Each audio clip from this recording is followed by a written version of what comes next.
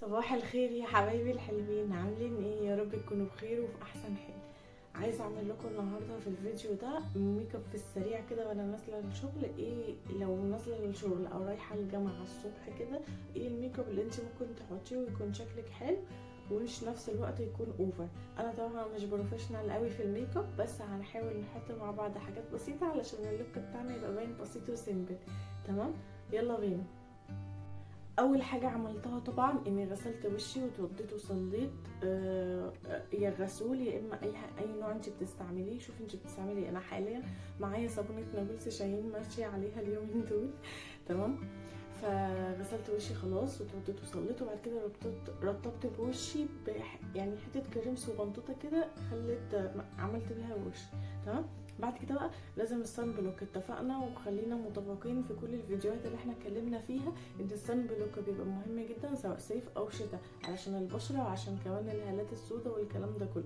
الهالات السوداء كان عندي بكثره بسبب الحمل والرضاعه والكلام ده كله، والسهر بقى للصبح بما اني ما كنتش بشتغل، بس الحمد لله يعني حاليا انا في فتره شغل. تمام. فدلوقتي هستعمل بوبانا صن بلوك اهو. ده هحط يعني حاجه بسيطه وهبدا اوزعها على بشرتي.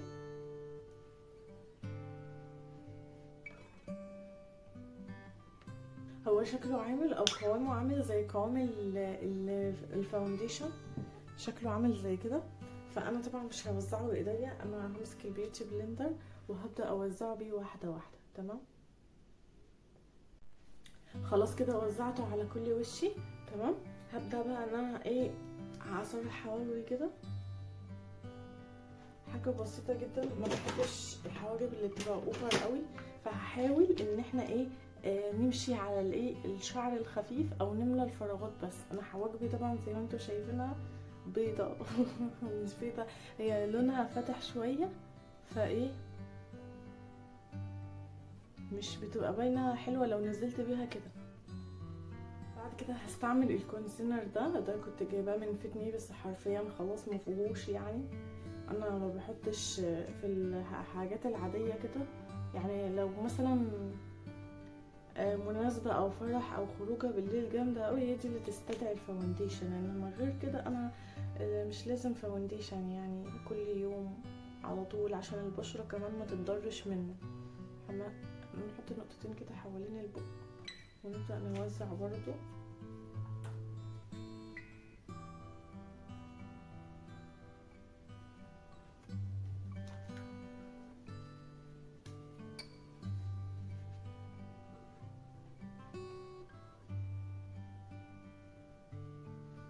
هنستعمل اي نوع بودر عندك عشان بس الفاونديشن ده يثبت.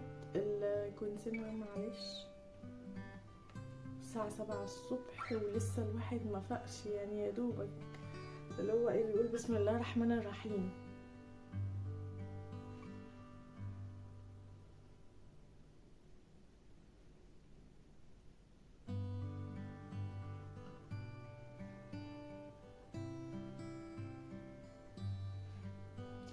وكده يبقى تمام خلاص البودر.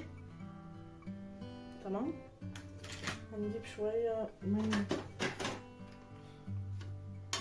البلاشر، حاجة بسيطة قوي، ناخدها وبعد كده ننفضها كده من فوق، ما بحبهاش جامدة قوي. بعد كده هنجيب الاي شادو، هناخد لون قريب للدرجة اللي انا حطاها دي. فهي مثلا هاخد الدرجة اللي هي الهادية قوي دي او دي، انا باخد الاتنين دول، يعني مثلا باخد مسحة من دي مع مسحة من دي، وهبدأ احط على عينيا من فوق بحيث ان يبقى شكلنا حلو وفي نفس الوقت مش اوفر يعني. كده من فوق اهو.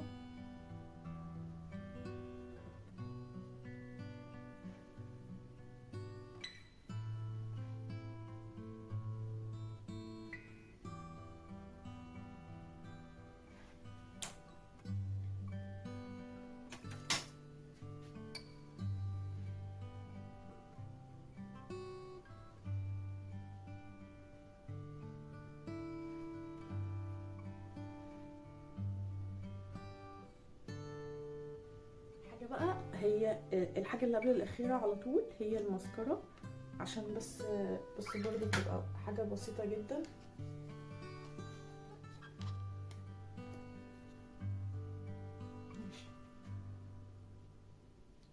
دي لازم اكون حذرة جدا عشان لو هببت عينيا مفيش وقت ارجع اعملها تاني.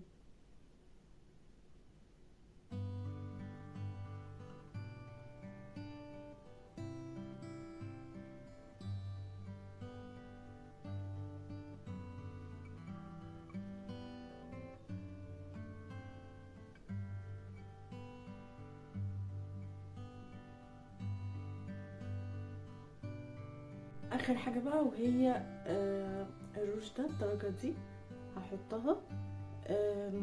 عايزه اقول لكم حاجه، ما ينفعش تحطي الروج على طول. اولا لو انت بشرتك من النوع الجاف على طول قلنا لازم نعمل لها مقشر، لازم تبقى مترطبه على طول، لان الترطيب مهم جدا جدا ليها حتى وانت قاعده في البيت مش نازله بره. تمام. فانا بدات ارطب بدوت، انا بحب ده قوي، ده نوع كده كنت جايباه وفضلت ماشيه عليه عامل زي ايه جوسي كده مش عارفه ايه اللي انا بقوله ده. سهل يعني، عامل زي الفوزلين كده او عامل زي زبده الكاكاو. ممكن لو عندك فازلين ابسط حاجه وما عندكيش حاجه غيره مفيش مشكله، بس ترطبي.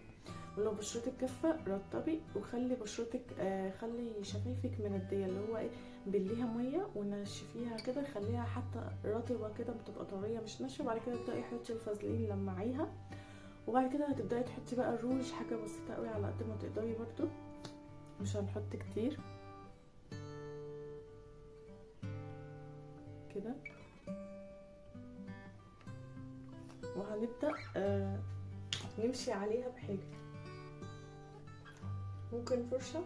انا بحب امشي عليها بدي، يعني بحب اكمل عليها بدي.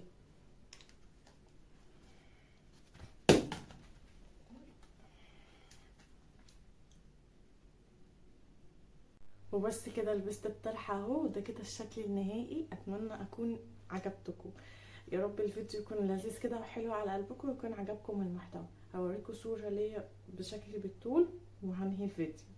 سلام.